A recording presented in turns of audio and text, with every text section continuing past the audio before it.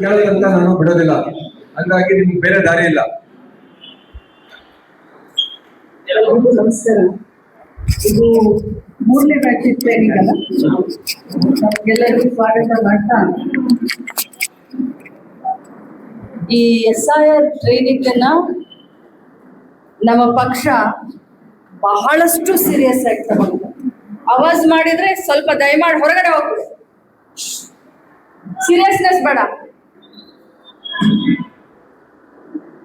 ನನಗಿವತ್ತು root canal ಮಾಡಿಸ್ಕೊಂಡು ಸ್ವಲ್ಪ pain ಇದೆ, ಆದರೂ ಕೂಡ SIR ಬಗ್ಗೆ ನಮ್ಮ ಪಕ್ಷ, ನಾವು ಪ್ರಜಾಪ್ರಭುತ್ವ ಬದುಕಬೇಕು ಅಂತಂದ್ರೆ ಈ SIR ನಲ್ಲಿ ನಾವು ಬಹಳಷ್ಟು ಇಂಟ್ರೆಸ್ಟ್ ತಗೊಳ್ಳೇಬೇಕು, ನಮಗೆ ಪರ್ಯಾಯ ಇಲ್ಲವೇ ಇಲ್ಲ.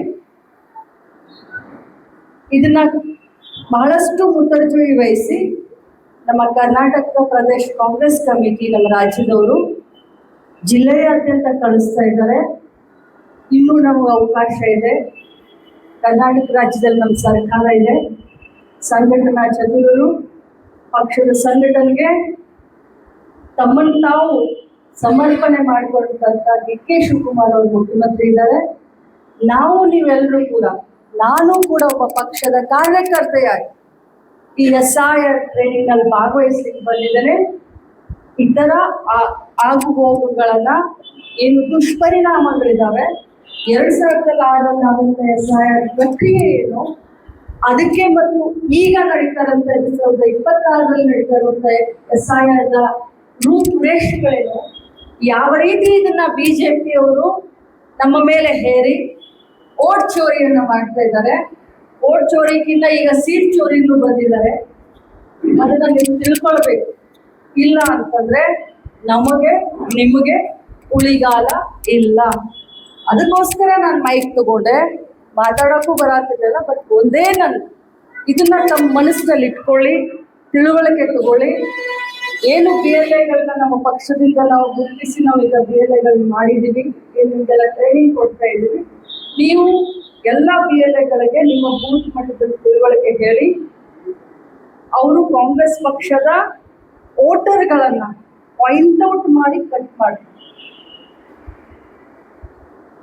ನಮ್ಗೆ ಅಪೀಲ್ ಮಾಡೋಕ್ಕೂ ಕೂಡ ಟೈಮ್ ಸಿಗೋದಿಲ್ಲ. ಒಂದು ತಿಂಗಳು ಇಲೆಕ್ಷನ್ ಇದ್ದಾಗ, ಜನರಲ್ ಇಲೆಕ್ಷನ್ ಒಂದು ತಿಂಗಳು ಇದ್ದಾಗ, 28ಕ್ಕೆ ಏನಾದ್ರು ನಮ್ಮ ಇಲೆಕ್ಷನ್ ಇದ್ರೆ ಒಂದು ತಿಂಗಳಿದ್ದಾಗ ಅವರು ವೋಟರ್ ಲಿಸ್ಟ್ ನ ಪ್ರಕಟಣೆ ಮಾಡ್ತಾರೆ.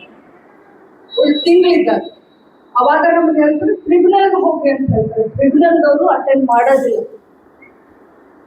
ವೆಸ್ಟ್ ಬೆಂಗಾಲ್ನಲ್ಲಿ ಈ SIR ಇಂದಲೇ ಸುಮಾರು 82 ಲಕ್ಷ ಮತದಾರರು ವಂಚಿತರು, 27 ಲಕ್ಷ ಮತದಾರರು ಟ್ರಿಬ್ಯುನಲ್ಗೆ ಅಪ್ಲಿಕೇಶನ್, ಸ್ವತಃ ಅಪ್ಲಿಕೇಶನ್ ಕೊಟ್ಟರೂ ಕೂಡ ಹಿಯರಿಂಗ್ ಆಗಲಿಲ್ಲ. ಸೊ ಇದೊಂದು SIR ಅನ್ನುವಂಥ ಭೂತ ನಮ್ಮ ಮೇಲೆ ಗದಾಪ್ರಹಾರ ಆಗ್ತಾ ಇದೆ. ದಯಮಾಡಿ ಏನು ತಿಳುವಳಿಕೆ ಹೇಳ್ತಾ ಇದ್ದಾರೆ, ದಯಮಾಡಿ ತಿಳ್ಕೊಳ್ಳಿ, ಮತ್ತದನ್ನ ನಾವೆಲ್ಲರೂ ಅಳವಡಿಸ್ಕೊಳ್ಳೋಣ. ತಮ್ಮೆಲ್ರಿಗೂ ಕೂಡ ಕೈ ಮುಗಿದು ವಿನಂತಿ ಮಾಡ್ತೀನಿ. ಮತ್ತು ನನ್ನ ಕ್ಷೇತ್ರದ BLAಗಳು ಬಂದಿದ್ದೀರಲ್ಲ ಟ್ರೈನಿಂಗ್, ಎಷ್ಟು ಜನ ಇದ್ರಿ ನನ್ನ ಕ್ಷೇತ್ರದ ಕೈ ಎತ್ತಿ.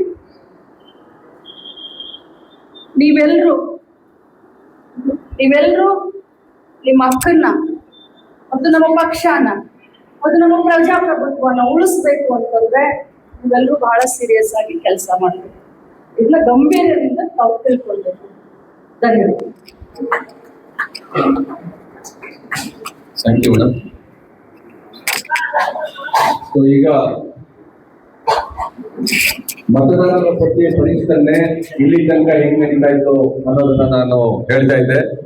ಮೊದಲನೇದನ್ನ ನಾವು ಕಂಟಿನ್ಯೂಸ್ ಅಪ್ಡೇಷನ್ ಅಂತೀವಿ, ನಿರಂತರ ನವೀಕರಣ ಅಂತೀವಿ. ಅಂದ್ರೆ ನಮ್ಮೂರಲ್ಲಿ BLOಗೆ ಅಥವಾ ತಾಲೂಕ್ ಆಫೀಸಲ್ಲಿ ಎಲೆಕ್ಷನ್ ಸೆಕ್ಷನ್ಗೆ ಹೋಗಿ ನಾವು ನಮ್ಮ ಹುಡುಗ ಅಥವಾ ಹುಡುಗಿ 18 ವರ್ಷ ಆಗಿದೆ, ಅವ್ರನ್ನ ನೀವು ಮತದಾರರ ಪಟ್ಟಿಗೆ ಸೇರಿಸ್ಕೊಳ್ಳಿ ಅಂತ ನಾವು ಅರ್ಜಿ ಕೊಟ್ರೆ ಸೇರಿಸ್ಕೊಳ್ತಾ ಇರ್ತಾರೆ. ಇದು ಕಂಟಿನ್ಯೂಸ್ ಅಪ್ಡೇಷನ್. ಅದಲ್ಲದೆ ವರ್ಷಕ್ಕೊಂದ್ಸರಿ BLO ಮುಖಾಂತರ ತಹಸೀಲ್ದಾರು ಮತ್ತು DC ಅವರು ಸಾರಾಂಶ ಪರಿಷ್ಕರಣೆ, ಸಮ್ಮರಿ